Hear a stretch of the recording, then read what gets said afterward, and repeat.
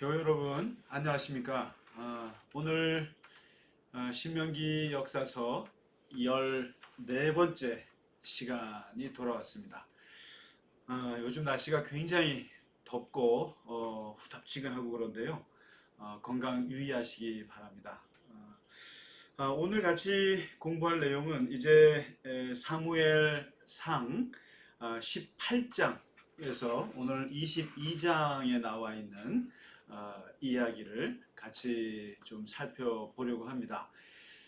지난주에 말씀드렸다시피 이제 다윗이 골리앗을 무찌르고 사울 왕의 호위 대장이 되고 또 수금을 타는 자로서 이제 사울과의 인연이 시작이 되었다고 말씀드렸습니다. 그래서 정말 그 다윗은 사울 왕에게 충성을 다해서 자신의 할 일을 열심히 했죠. 그러나 그 열심이 사울 왕으로 하여금 위협을 주게 되죠. 그 결정적인 이유가 여인들이 만들어낸 사울 천천 다윗 만만이라고 하는 그 노래 때문에 거기에 이제 사울 왕이 큰 위협과 불쾌감을 느끼면서 그때부터 다윗을 이제 아주 이상하게 보기 시작을 했습니다. 이제 그때부터 사울과 다윗의 관계는 이제 그 평생의 원수가 되는 관계가 되고 이제 오늘 18장부터 사울 왕이 본격적으로 다윗을 어떻게 제거하려고 했는지 이제 그리고 다윗은 그 사울 왕의 광기 어린 그 암살에 대해서 어떻게 피하고 도망자가 되었는지 이제 사울 왕으로서는 이제 자신의 권력에 위협이 되는 정적을 제거하기 위해서 거기에 거의 한 15년, 20년 가까이를 그냥 허송세월을 보내기 시작하고요. 다윗은 반면에 그 사울 왕의 그 암살, 살해 위협으로부터 벗어나기 위해서, 살기 위해서 거의 15년 가까이를 도망자로서 시련의 세월을 이제 보내게 됩니다. 그 첫 번째가 오늘 이제 18장에 보시면은 이 사울 왕이 다윗을 죽이려고 하는 그 과정들이 이제 쭉 이야기가 나옵니다. 그 첫 번째 과정이 뭐냐면 단창으로 던집니다. 그러니까 이제 수금을 타는 자고 또 호위 대장이다 보니까 늘 가까이 있잖아요. 근데 평소에는 큰 문제가 없어요. 그러다가 말씀드렸다시피 사울에게서 하나님의 영이 떠났어요. 떠나고 거기에 이제 악령이 이제 임하기 시작을 했단 말이죠.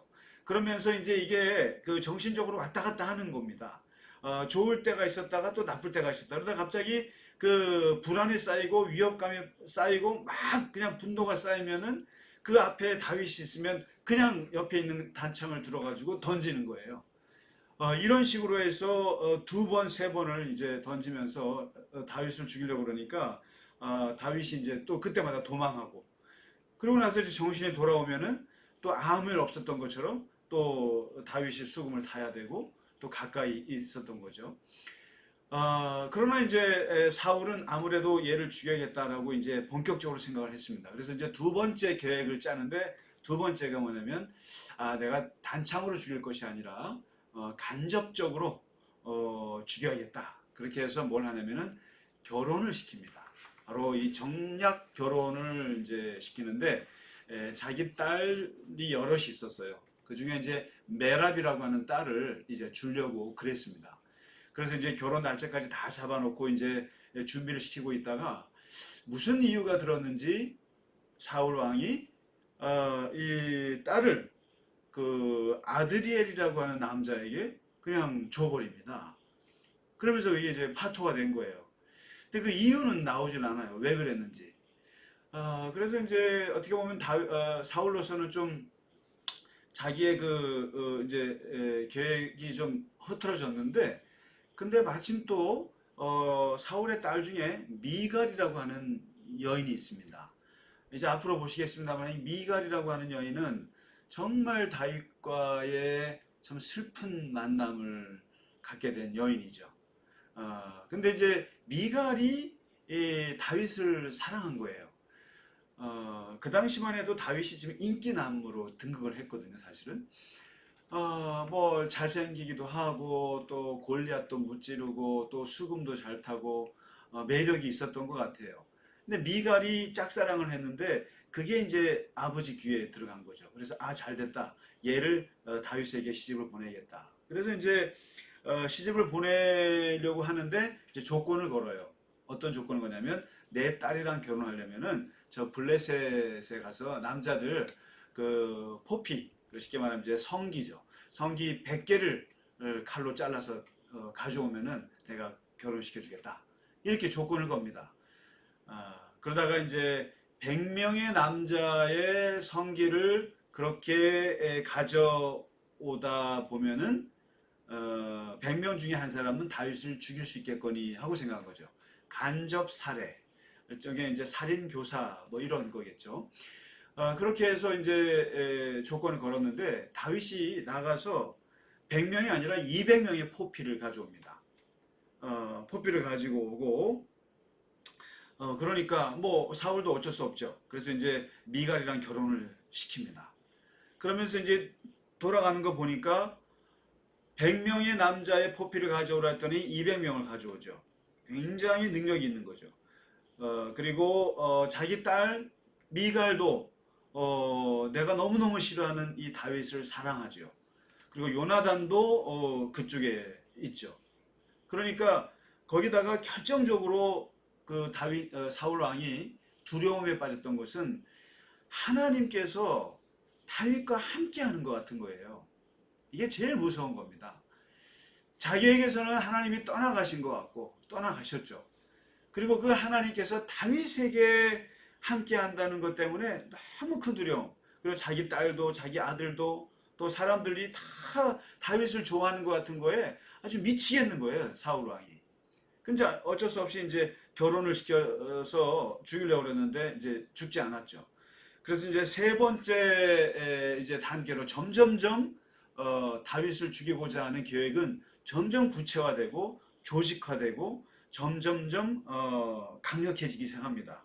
세 번째가 뭐냐면 아예 암살단을 만들어요.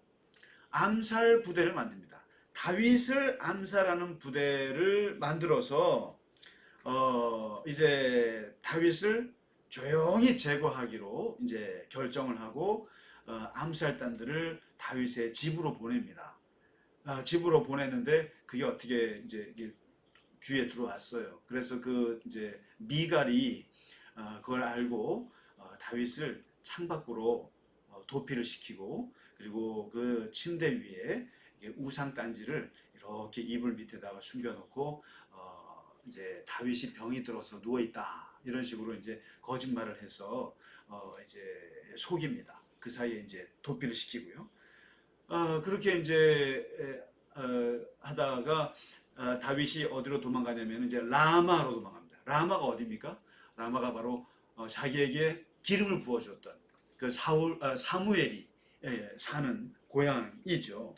그래서 거기 가서 사무엘에게 다 일러 바치죠. 그냥 사울 왕이 나를 죽이려고 그러고 그래서 이제 같이 둘이서 그 라마 옆에 있는 나요스로 가서 이제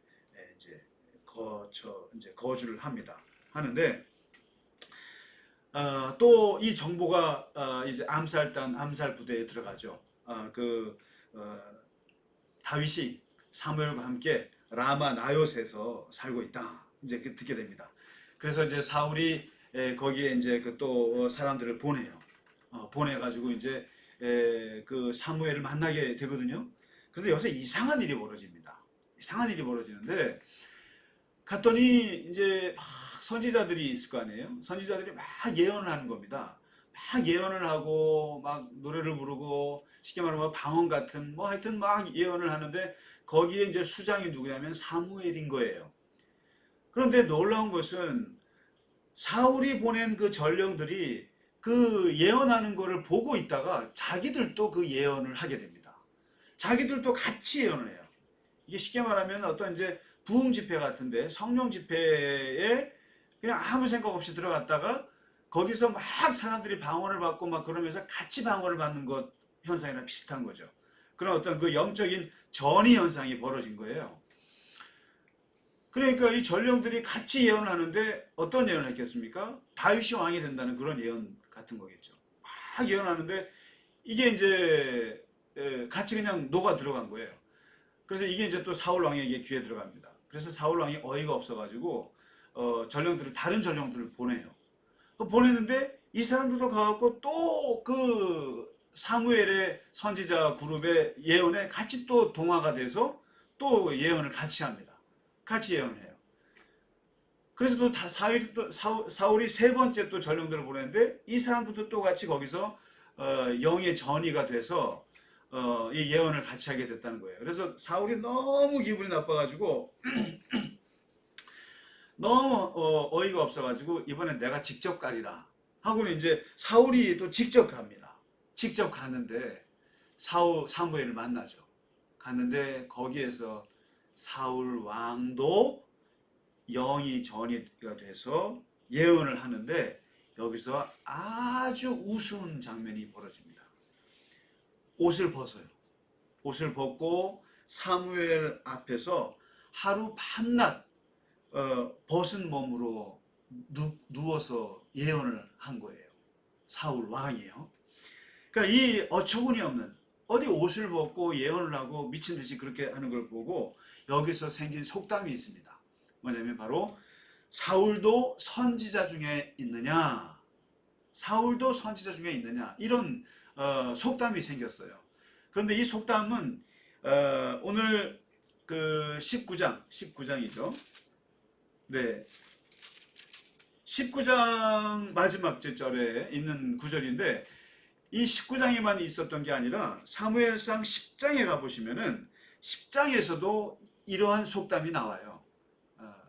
두 번 나오는데 앞에 나올 때는 언제냐면은 사울 왕이 사무엘에게 기름을 부음받고 겸손한 마음으로 왕으로 선택되었을 때 그때 하나님의 영이 사울에게 임해서 사울이 걸어가면서 예언하는 장면이 나오거든요. 그래서 그걸 보고 사울도 예언자 중에 있느냐라는 속담이 그때 생겨난 거예요. 그런데 그때 생겨난 속담은 굉장히 긍정적인 의미였어요. 사울도 선지자일 수 있겠구나. 그러면서 굉장히 긍정적인 의미의 그 속담이었는데 지금 19장에서 나오는 이 속담은 완전히 사울을 비웃는 속담이에요. 옷 벗고 미친 듯이 사무엘 앞에서 밤낮 그냥 누워 있으면서 거기서 이렇게 예언을 사람 어떻게 옷을 벗고 예언을 합니까?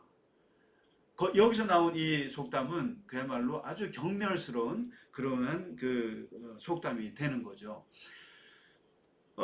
아무튼 이렇게 해서 암살단을 보냈으나 어쨌든 실패했다라는 거.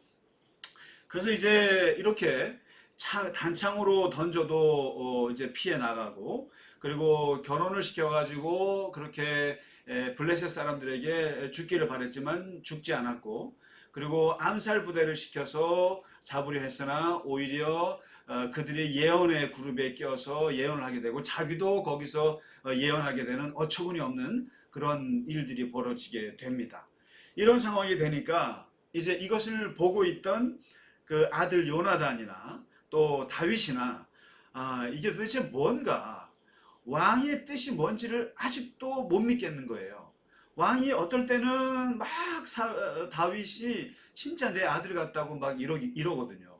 그리고 요나단 앞에서도 그 정말 귀한 내 부하라고 그렇게 막 지켜 세우다가도 갑자기 뭔가 상황이 바뀌면 단창을 집어던지고 암살단을 꾸려서 죽이고 막 이러니까 도대체 아버지의 친뜻이 뭔지를 모르겠는 거예요. 이게 이제 소위 말해서 일종의 뭐 정말 뭐 조현병이라고 그래야 되나요? 이 정신과적인 병이 걸린 거예요. 사울은 왔다 갔다 하는 거예요. 그야말로 그렇잖아요. 사위이기도 하고 어떨 때 보면은 막 또 내 호위 대장이기도 하고 그리고 어떨 때 보면은 내 수금을 타서 내 악령을 내쫓은 정말 아끼는 부하인데, 어떨 때는 나의 권력을 막 그 집어삼킬 것 같고, 그리고 사람들이 참 다윗을 좋아하고 자기는 다 미워하는 것 같고, 이런 복합적인 감정에 사로잡혀서 이 사울 왕이 어쩌지 못하는 거죠. 그래서 이제 아무래도 안 되겠다. 그래서 요나단이 다윗에게 그럽니다. 너 이러다가는 아버지한테 정말 죽겠다. 그러나 아버지의 진짜 뜻이 뭔지 내가 한번 알아봐 줄 테니까 잠깐 기다리라. 그리고는 이제 아버지하고 식사를 하면서 그 자리에서 물어봐요. 다윗에 대해서 어떻게 생각하시냐 그랬더니 그놈은 내 자리를 빼앗을 놈이다. 그리고 너의 자리도 빼앗을 놈이다. 그놈은 무조건 죽여야 된다 하면서 화를 내고, 그리고 요나단이 반박을 하죠. 어떻게 그럴 수 있습니까? 그러니까 이 나쁜 놈아 하면서 너까지 막 죽이려고, 요나단까지 죽이려고 그러니까 요나단이 그 식사 자리에서 나오면서 울면서 나옵니다. 그러면서 아버지가 다윗을 죽이기로 작정을 했구나 하고 이제 다윗하고 다윗에게 이제 알려줍니다. 어떻게 알려주냐면은 만날 수 없으니까요. 그래서 이제 화살을 너 어느 에색이라는 골짜기에 있어라. 그럼 내가 그 앞에서 화살을 쏠 테니까 그 화살을 주우러 가는 아이한테 내가 하는 말을 듣고 네가 알아채려라. 화살이 네 뒤에 있으니까 주워와라 그러면은 돌아오라는 뜻이고, 화살이 네 앞에 있으니까 가라 그러면은 너는 떠나라 라는 뜻으로 알고 그렇게 알고 있어라. 그래서 이제 다음날 화살을 쏘면서 뭐라고 하냐면은 화살이 너의 앞에 있으니까 너는 떠나라. 그 얘기를 듣고 다윗이 이제 사울 왕이 자기를 죽인다는 것으로 알고 요나단과 작별 인사를 하고 눈물을 흘리면서 이제 떠나갑니다. 떠나 이제 본격적인 그 이제 도망을 이제 가게 됩니다. 가게 되는데요. 이제 20장에 이제 그런 이야기가 나오고, 이제 21장에 이제 가면은 어디로 도망을 가냐면은 다윗이 이제 노비라고 하는 곳으로 가요. 노비라는 땅으로 가는데 거기에 뭐가 있냐면은 성소가 있어요. 성소가 있고 거기에 대제사장이라고 할 수 있는 그 아히멜렉이 거기에 있어요. 거기에 있는데 아마 이제 다윗이 이제 한 몇 명의 이제 그 동료들과 함께 이제 갔어요. 갔는데 너무 배고픕니다. 사흘길을 이제 갔는데 그 아히멜렉을 만나서 부탁을 합니다. 좀 먹을 것 좀 달라고. 그래서 이제 먹을 떡은 없고 성소에다가 들여진 그 거룩한 떡은 있다. 근데 이 떡은 함부로 먹을 수는 없고 너희가 혹시라도 여자를 가까이 했느냐 그러면 안 된다. 그 율법에 따라서. 그랬더니 우리가 3일 동안은 무슨 여자를 가까이 있겠습니까?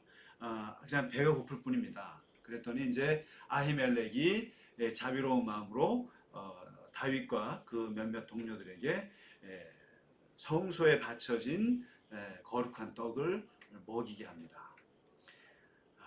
여러분, 요 장면이 나중에 예수님께서 안식일날 그 밀밭의 음식을 먹었다고 바리새인들이 공격할 때 예수님께서 반박했던 내용이 바로 이거였습니다. 다윗도 성소에 있는 떡을 먹었다. 근데 왜 그것을 못 먹느냐? 안식일날 먹는 게 뭐가 문제냐? 하고 예수님께서 반박했던 바로 이야기입니다, 이게. 그래서 거기서 이제 아히멜렉이 주는 거룩한 떡을 먹고요. 그리고 이제 아히멜렉에게 이제 혹시 칼이 있느냐? 내가 이제부터는 내 몸을 보호해야 되기 때문에. 그랬더니 너에게 줄 칼은 없고 네가 지난번에 골리앗과 싸워서 그 골리앗의 칼이 있다. 그래서 이제 그 골리앗의 칼을 이제 주게 됩니다. 그래서 이제 다윗이 그 칼을 가지고 어디로 가냐면요. 또 이제 도망을 가죠. 또 도망을 가는데 아무래도 이 이스라엘 땅에 있다가는 죽을 것 같으니까 이웃 나라 가드로 갑니다. 가드로 가가지고 거기서 이제 아기스 왕에게 이제 망명을 신청을 하죠. 망명을 신청을 하려고 그러는데 딱 보니까 그 신하들이 말이죠. 아기스 이제 왕에게 뭐라고 그러냐면은 제 다윗요, 쟤는요, 어, 사울 천천 다윗 만만 그 노래 주인공입니다. 제가. 그래서 여러분 지난주에도 말씀드렸다시피 이 남을 비교하는 이 말, 그리고 어떻게 보면 그 사람을 칭찬하는 말이 지나치면 그 사람의 앞길을 가로막습니다. 이게 가로막아요. 그래서 여러분 너무나 공개적으로 사람을 칭찬하고 그러면은 그 사람의 오히려 그것이 가시가 될 수가 있거든요. 그래서 바로 이 사울 천천 다윗 만만은 첫 번째 누구에게 가시가 되냐면 사울 왕에게 가시가 됐죠. 그다음에 두 번째는 이것이 이웃 나라에까지 노래가 퍼져가지고 아기스 왕에게까지 가시가 됐습니다. 그래? 아주 대단한 놈이네. 쟤를 잘못 받아줬다가는 나까지 잡아먹겠네. 이러한 신하들의 얘기를 듣게 됩니다. 그래서 보니까 다윗이 자기 분위기가 안 좋은 거예요. 그래서 자기를 너무 위협적인 존재로 보니까 여기서 다윗이 기가 막힌 행동을 하는데 바로 미친놈 행세를 합니다. 입에 침을 막 거품을 물고 뭐 완전히 뭐 헛소리하고 그러면서 뭐 뒹굴고 하면서 그냥 미친 사람처럼 병신 그걸 하는 거예요. 그러니까 이제 아기스 왕이 그걸 보고 야 저런 놈이 어떻게 사울 천천 다윗 만만이냐. 에휴. 그리고는 이제 무시해 버리고 맙니다. 죽을 뻔했거든요. 잘못하면. 어떻게 보면 다윗이 그런 면에서 그 생존 본능이 뛰어난 사람이고요. 그리고 음악을 잘한다 그랬잖아요. 그러니까 얘 연기도 굉장히 잘하고, 그리고 여러분 이제 보시다시피 이제 앞으로 다윗이 시련을 겪으면서 그가 노래도 하지만 시를 많이 씁니다. 그래서 시편이 다윗의 시편이 많잖아요. 주로 그가 고난 중에서 겪게 되는 그런 것들을 많이 쓰게 되는데 그만큼 이 문학적인 또 예술적인 그 감수성이 아주 풍부한 사람이 다윗이라는 점입니다. 그런 부분이 이제 그런 연기력도 이제 뛰어난 거였죠. 아무튼 이제 이러한 걸 통해서 이제 그가 이제 도피하고 있는데 요 와중에 어떤 일이 벌어지냐면은 이 그 아히멜렉 노 제사장 아히멜렉에게서 떡을 얻어먹고 또 칼을 골리앗의 칼을 챙기는 그 하루 그 동안에 그것을 지켜보고 있던 사람이 있었습니다. 그게 누구냐면은 에돔 사람인데 도액이라고 하는 사람입니다. 그 사람이 딱 그걸 보다가 요 사실을 이제 사울 왕에게 일러 바쳐야겠다라고 생각을 하고 있었어요. 근데 그때 마침 사울 왕이 어디 오냐면은 자기 고향 땅으로 갑니다. 베냐민 지파잖아요. 거기에 이제 기브아라고 하는 자기 고향으로 가는 거예요. 그래서 가가지고 연설을 해요. 연설을 하는데 어떤 연설을 하냐면은 쉽게 말하면 이런 겁니다. 이제 대통령이 돼가지고 자기를 지지해준 자기의 그 정치적 고향이 있잖아요. 이게 호남이 됐건 이게 경상도가 됐건 뭐 강원도가 됐건 자기의 고향으로 가가지고 거기서 이제 연설하는 거예요. 쉽게 말하면. 그러니까 베냐민 집파니까 자기를 지지해 주는 곳 아닙니까? 그래서 가갖고 뭐라고 하냐면 서운하다는 거예요. 도대체 너희는 이세의 아들이 너희에게 포도원을 주고 천부장을 세워주고 백부장을 세워줄 것 같으냐? 쉽게 말하면 내가 베냐민 지파 출신인데 저 유다 지파 출신 쟤를 니네가 왕으로 세우면은 걔가 너네 베냐민 지파 잘해줄 것 같냐? 여러분 이해가 되시죠? 그리고 심지어는 너희가 다윗과 공모해가지고 나를 대적하는 거 아니냐? 그리고 한 사람도 다윗이 어디에 숨어 있는지 보고도 고발하지도 않고 나한테 알려주지도 않고 그리고 내가 이렇게 힘든 거를 같이 슬퍼해 주지도 않고 서운하다 이거예요. 그러면서 이 고향 사람들을 향해서 기브아 사람들에게 막 연설을 합니다. 그러니까 그 막 화가 나 있는 거죠. 그때 바로 그 도액이라고 하는 인간이 사울 왕에게 가서 제가 다윗이 어디 있는지 압니다.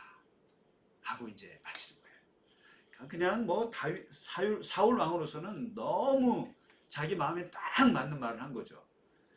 그래서 어디 있느냐 그랬더니 바로 높 땅에 그 제사장 아히멜렉 그 성소에, 거기에서 아히멜렉을 만나서 떡을 얻어먹고 거기서 하나님께 기도하고 그리고 골리앗의 칼을 가지고 도망갔습니다. 그 얘기를 하니까 얼른 사울이 그 아히멜렉 그 노브로 가서 아히멜렉을 앞에 무릎을 꿇고 추궁을 합니다. 네가 이새의 아들을 살려주었느냐. 근데 이제 이때부터도 보면 다윗이란 말을 안 써요. 다윗이란 말을 안 쓰고 계속 이새의 아들이에요. 싫은 거죠. 여러분, 진짜 내가 싫어하는 사람은 이름도 거론하고 싶어 하지 않습니다. 이름을 내뱉는 순간 그 이름의 존재감이라는 것이 현실화되기 때문에 다윗이란 말을 안 써요. 그냥 야, 이새의 아들 네가 숨겨줬느냐? 이새의 아들에게 네가 협력을 했지. 걔한테 칼도 주고 떡도 줬지. 하고 다그치니까 아히멜렉이 얘기합니다. 왕이시여, 다윗같이 충성스러운 신하가 어디 있습니까? 다윗은 왕의 호위대장 아닙니까? 그리고 왕의 사위인데 내가 어떻게 당신의 사위를 내가 함부로 대할 수 있습니까? 잘해줘야죠. 그리고 무슨 일이 있었는지 난 잘 모릅니다. 왕과 무슨 사이인지는 잘 모르겠습니다. 하고 얘기를 했거든요. 근데 이게 사울 왕에게 완전히 그냥 속을 질러버린 거예요. 왜냐하면 다윗이라는 말을 쓴 거예요. 다윗이라는 언어를 쓴 거예요. 그리고 다윗을 옹호하는 듯한 발언을 한 거예요. 여기에 사울 왕이 완전히 그냥 돌아버립니다. 그러면서 완전히 광기로 가득 차서 있을 수 없는 일을 저지르는데, 이것이 정말 사울 왕이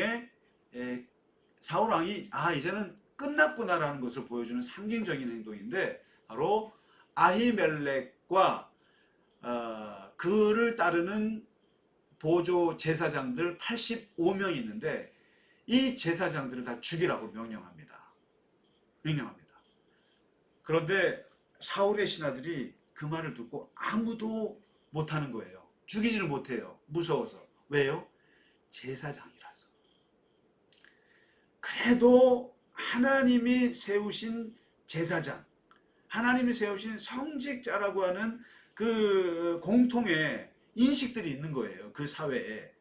그러니까 아무리 왕이라고 할지라도 그 명령은 받아들일 수가 없는 거예요.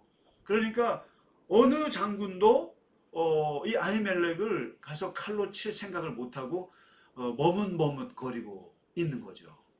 여러분, 이게 어느 사회에서건 독재자라 할지라도 이 종교인들을 죽이는 걸 굉장히 꺼려합니다.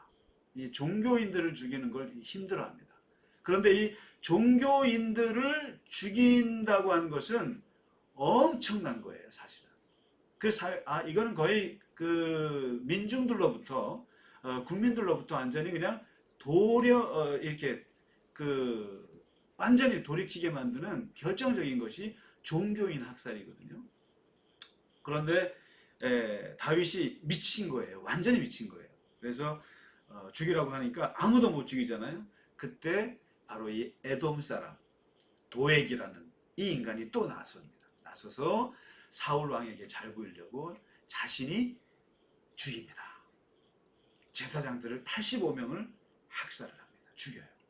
죽이고 제사장만 죽인 것이 아니라 그 높 땅에 있는 남녀와 어린아이와 젖먹는 아기들까지, 그리고 짐승들까지, 소와 나귀와 양까지 전부 다 죽입니다. 이게 뭡니까? 학살이죠. 제노사이드입니다. 헤렘인 거예요. 헤렘. 정말 하나님께서 원하는 헤렘은 사무엘상 15장에서 했었어야 되는 거예요.